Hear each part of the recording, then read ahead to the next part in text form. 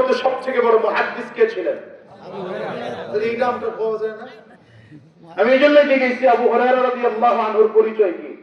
আপনাদের বলার উচিত ছিল সাহাবায়ে কেরামদের মধ্যে সবথেকে বড় মুহাদ্দিস কে কে বলেন? আচ্ছা এবার বলেন তো সাহাবায়ে কেরামদের মধ্যে সবথেকে বড় মুফাসসির কে ছিলেন? আব্দুল্লাহ। তো হুজুররা বলতেছে আপনারা পাবলিক বলেন আবার কয়া বলে আব্দুল্লাহ ইবনে মাসউদ লাগাইছে হযরত আব্দুল্লাহ ইবনে আব্বাস রাদিয়াল্লাহু আনহু। আপনি জানেন আব্দুল্লাহ ইবনে আব্বাস রাদিয়াল্লাহু আনহুর বয়স আমার নবীর ইন্তেকালের সময় মাত্র 13 বছর ছিল। কি বুঝছেন না বুঝে সুবহানাল্লাহ কইতেন? কি বুঝছেন আগে বুঝেন।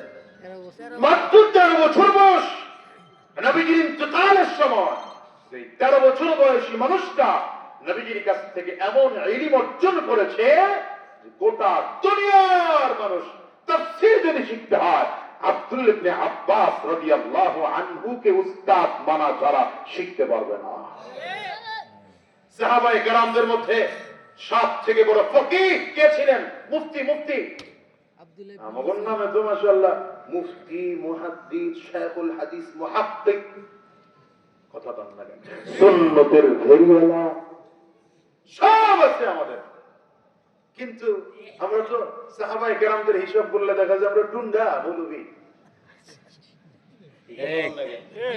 অথচ সাহাবায়ে কেরামদের আদনা সাহাবীর নবীজির আদনা সাহাবীর যে ইলম ছিল গোটা দুনিয়ার মানুষের ইলমকে একত্রিত করলো, তা হবে না।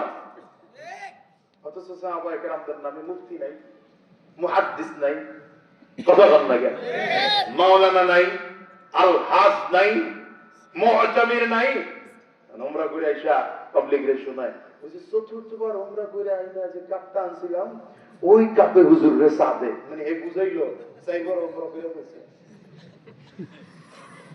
আপনারা তো গ্রামে থাকেন অনেক কিছুই বুঝেন না, এই জন্য এগুলো শোনায় গেলাম আর কি। নামের পরেই চলতেছে এখন, কারণ বক্তা হওয়ার একটা ধরন আছে।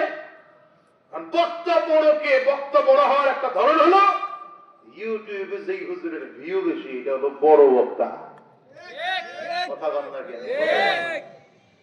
বক্তা বড় হওয়ার দলিল কি? ইউটিউবে অনেক ভিউ, এটা হলো বড় বক্তা। কথা কয় না? কোরআন হাদিস দিয়ে কথা বললো কিনা বক্তা এইটার খবর নাই।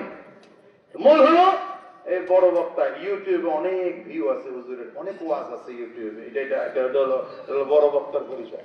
হিরো আলম বলতে এটা হলো পরিচয়। এখন মাশাআল্লাহ কত বক্তা বেরিয়েছে, অন্ধ সেও বক্তা। পজিশনসি কথা কও না কে? সার্কাস বানায় ফেলছে এখন এখানে। আল্লাহ জাতিকে হেফাজত করুন। না আমি নয় নাই, আরো জোরে বলেন চিল্লা, আরো জোরে বলেন। নাম নিয়ে এত কিছু করেন। আমাদের দেশের কত নেতা আছে দেখলাম ওয়াজ মাহফিলের ব্যানারে প্রধান অতিথি যাকে দাওয়াত করা হয়েছে ওই রাজনীতিবিদ কোন একজনের নামে আল হাজ লেখা হয় নাই, এজন্য ব্যানার খোলায় নতুন ব্যানার প্রিন্ট দেওয়া লাগছে। এটা আপনাদের এলাকায় না? অবশ্য আমাদের কথা বলতেছি। কি আছে ভাই? তো মুখ বন্ধ করে বলেছেন কি আছে না? নামের পড়াই করো না কেউ নাম দিয়ে কি হয়, নামের মাঝে পাবে না কো কারো পরিচয়। নামের পড়াই করো না কেউ নাম দিয়ে কি হয়, নামের মাঝে পাবে না কো কারো পরিচয়।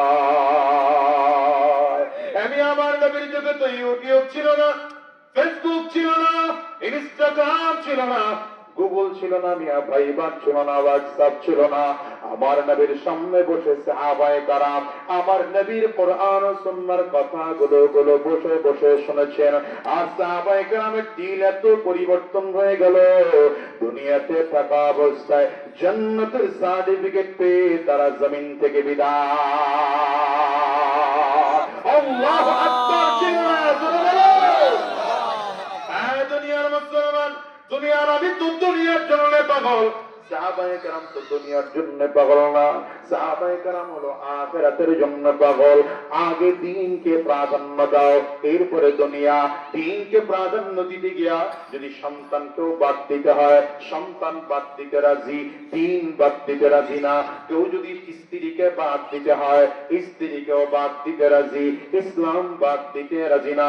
সাহাবায়ে কেরামদের সিদ্ধান্ত এমন ছিল, দ্বীনের উপরে টিকে থাকতে গিয়া যদি তোমার আমার ইজ্জত চলে যায়, সম্মান চলে যায়, যদি তোমার আমার জীবনটাও চলে যায়, দ্বীন ছাড়তে রাজি না, জীবন দিতে রাজি।